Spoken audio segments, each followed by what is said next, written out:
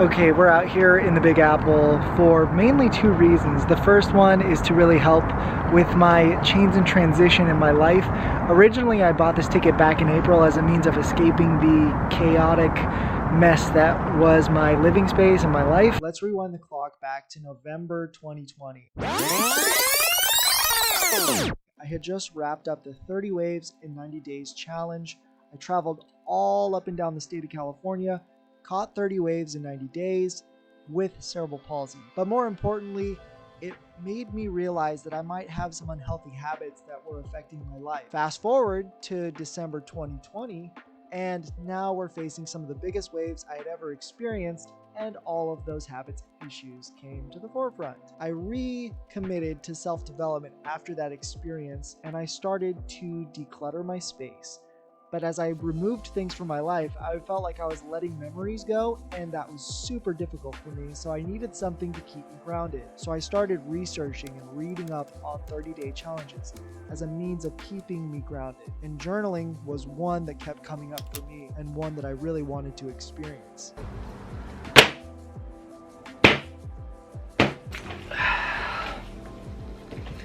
Clearly, it's not the first time I've had a journal. I wrote in it, and then it goes blank. We see a pattern here, and then it goes blank. I went and did some research on how to be a little bit more consistent with the journaling, and some YouTubers suggested a smaller journal.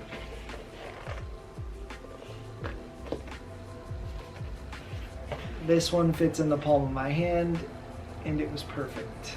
When I first started the 30-day journaling challenge, I knew that I would have to lay down some basic rules in order to keep me consistent and make sure that I followed through with finishing the 30-day challenge. The first rule was to just write every single day, morning, noon, or night, anywhere, no time expectation, just until I felt content. The first week I tried to do a schedule, 10 minutes every day at night. What happened when I did that, I wasn't expressing what I needed to express. I was feeling like it was a chore. I only had two goals going into it. One was to track what I was thinking and to gain some kind of insight over the long term by going back and rereading the pages. After the first week, I knew if I kept doing the scheduling out and making sure that I was writing at this specific time, this specific day, I wasn't going to stay consistent with it because it wasn't going to be a space that I wanted to come to. I released that scheduling and I decided to just write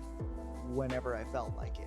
It didn't really become clear how impactful this little black book that I ended up buying became to my sanity and my clarity until about 2 weeks in. This entry is from April 8th. I had just bought the journal about a day or two before. Today was one of the hardest days I've ever experienced in a while. I've had some pain internally with my heart that has resurfaced. I broke down earlier because my inner child is not happy. I started journaling so I can get my thoughts out. This pain, this anxiety that needs to come out. There is this pressure that builds within myself. It is that social pressure of expecting more with myself. Where does it come from? That expectation is bullshit. It is killing me.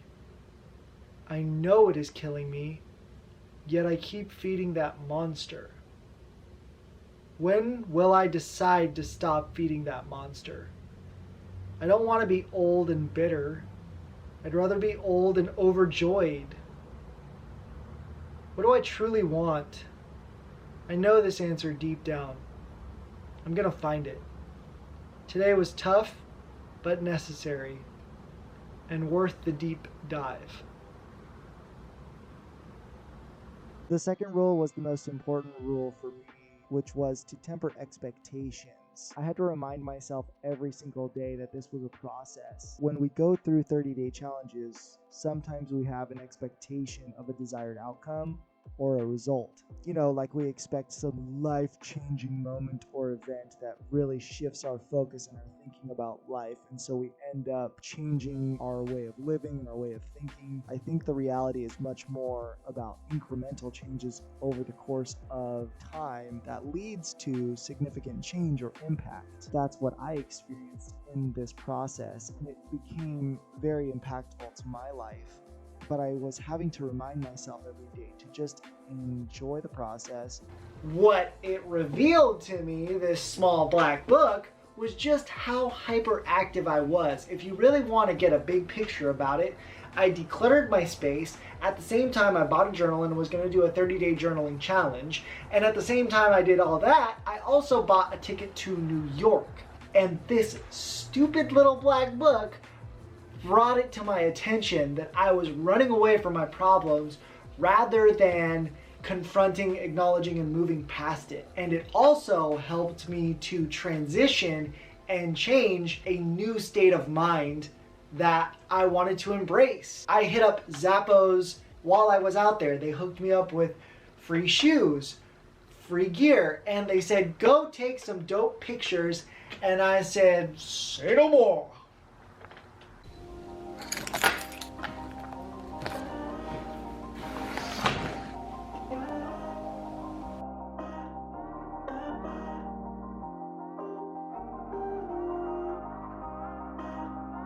I'm a one-stop shop. Yo, check this out. The third and final rule of the 30-day challenge was acceptance. Accepting what I was writing on the page at that day and time. It worked in conjunction with the first and the second rule. I wanted to create the creative space for me to freely express my thoughts and feelings. I wanted to temper expectations on what was supposed to be written at that day and time. That was exactly what I was feeling. It didn't necessarily have a giant reflection on who I was as a person or my character.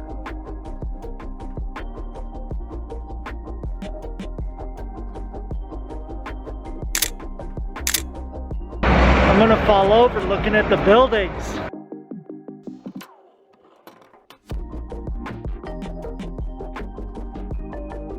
I am free for an interview. Let's do it. I will clear my schedule.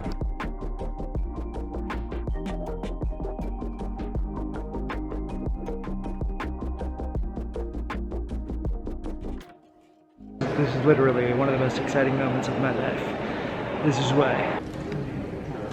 My life is complete. I can die happy now. It's a freaking temple.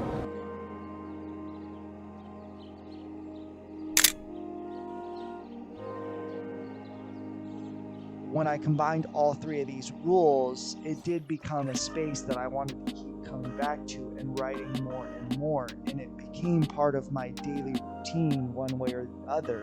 And I remembered looking at the journal and just wanting to put something down in it. And when I came back to it a week or two later or a day or two later and I saw what I had written, I did end up gaining insight. Having super easy access to this journal was probably the number one most important thing I could have done for this 30-day challenge. I mean, look at this. Clearly, I had a lot to say. It had a weird psychological effect on these small pages. The fact of being able to fill it all up was kind of filling up the cup for me in my own head. A lot of what went in here was just random thoughts every single day, but in creating that space to free write and just put vomit on the page, that's what really worked. And then something crazy happened. That jarbled mess that I was putting on the page became ideas for collaborations and content creation that I'm now putting on the camera to you. It was kind of weird how it just kind of worked, and it was very cool at the same time. I'm not gonna lie to you and say that I didn't have expectation going into this 30-day challenge. The first 7 days, I did have an expectation. And then I had to remind myself that I needed to release that. I'm able to just be a little bit more patient, more clear, more focused. Maybe a daily routine may not work for you, but 30 days or 2 weeks may. I would definitely say give it a shot because it did something for me. I want to know what's worked for you. I want to know what else you want to see. Has journaling worked for you? Even if it hasn't, why? Or what else have you used to create that change that you're looking for, or that incremental shift that has led to something greater? And this channel is all about turning adversity into community and opportunity. I really believe in that, and I wouldn't be here without you guys. Thank you for showing up. Thank you for watching. I appreciate you, and always, always, always, keep charging for your dreams and goals. I'll see you in the next video. I'm walking back home right now after a long day. Been out for almost 12 hours. I feel grateful. Very nice. We keep walking for the strong legs, yes. I like to pay for my wife in Kazakhstan. I must work and pay bills. Except I'm going to get hit by a car as I'm crossing street. Do what makes you happy. It may not always be easy, but man, I wouldn't trade it for anything.